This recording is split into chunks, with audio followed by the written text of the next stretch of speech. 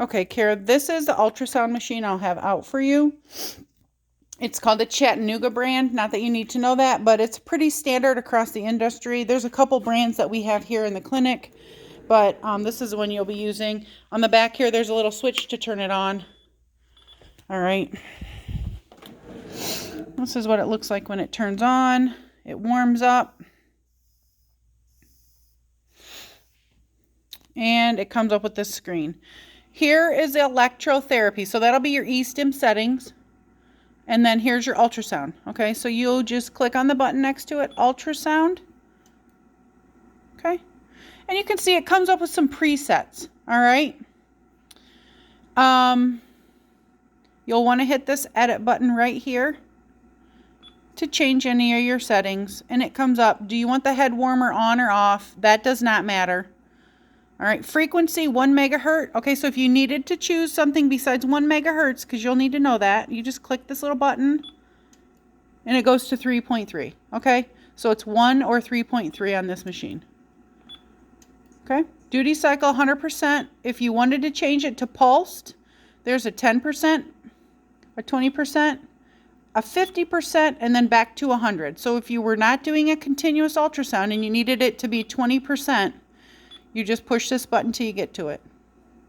The display is in watts per centimeter squared. That stays there. You don't have to change that. Treatment time is next. If you needed to change your treatment time to something besides 7 minutes, because that's what it's preset at, you just hit that and then you just arrow up or down. Okay, you can see we can set this to 10. All right, this is the enter button. So now it's set to 10. I have it set at 3.3 or 1. We'll set it at 3.3. We'll do a 50% duty cycle just to show you, okay? Here's your intensity or your output. It's at 0 watts per centimeter squared because I have not started the machine yet, okay? So I'll take my sound head, which is right here, and this is the bigger sound head. Now these machines come with big and small both, okay? So here's the big sound head, and let me see if this machine has a smaller one. This machine also has a smaller one, and if you compare them, you can kind of see the difference. Sorry for my videography skills.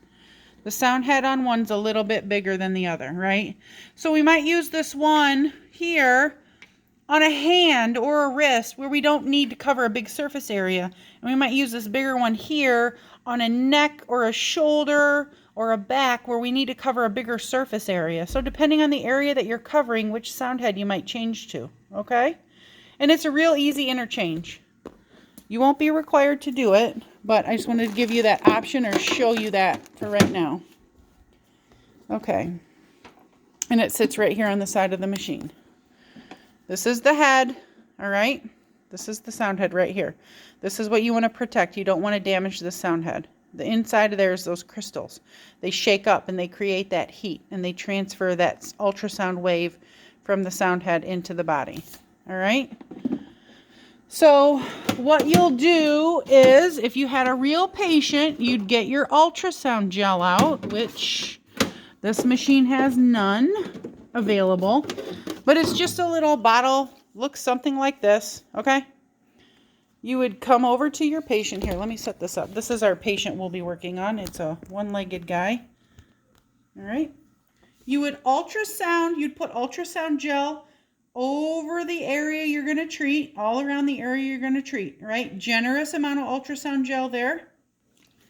You will also put a generous amount of ultrasound gel on the ultrasound head.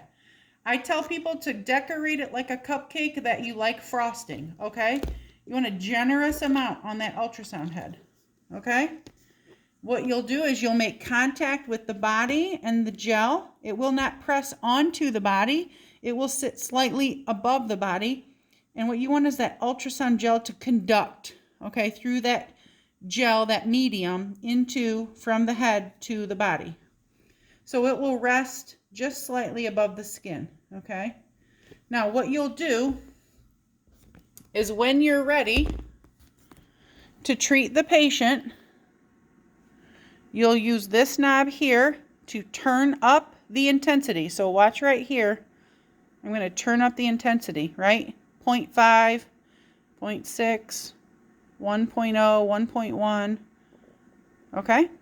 This is where you turn that up and down at. So that's your intensity. So when I'm ready to start with my patient, okay?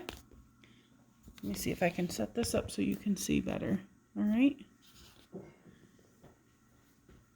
I'm going to get this in contact, gel. All right, I'm going to get this in contact with the area. I'm going to push the start button on the machine. I'm going to turn up the intensity till it says whatever I want, 0.6. Push start, and now my machine is working, and I'm ultrasounding, okay? And I'm moving the sound head slowly, right? About 1 centimeter per second. And I'm going about 2 to 3 times the sound head, okay? So if you can imagine how big the sound head is and how big the area I want to cover, it's really no bigger than this smiley face right here, all right? I would not go any bigger than this smiley face area, right here, all right? And I'm moving slowly. I can move circular. I can move like stroking side to back and forth. Either direction, okay? I just need to move slowly, 1 centimeter per second or so. That's moving too fast, obviously. And I can move in any direction I want. Okay? Again, I'll show this machine to you. Okay? I'm going to get my sound head ready. Ultrasound gel the sound head, ultrasound gel the patient. When I'm ready, I make contact with the skin. Okay, contact with the skin. Just pretend that's contacting the skin.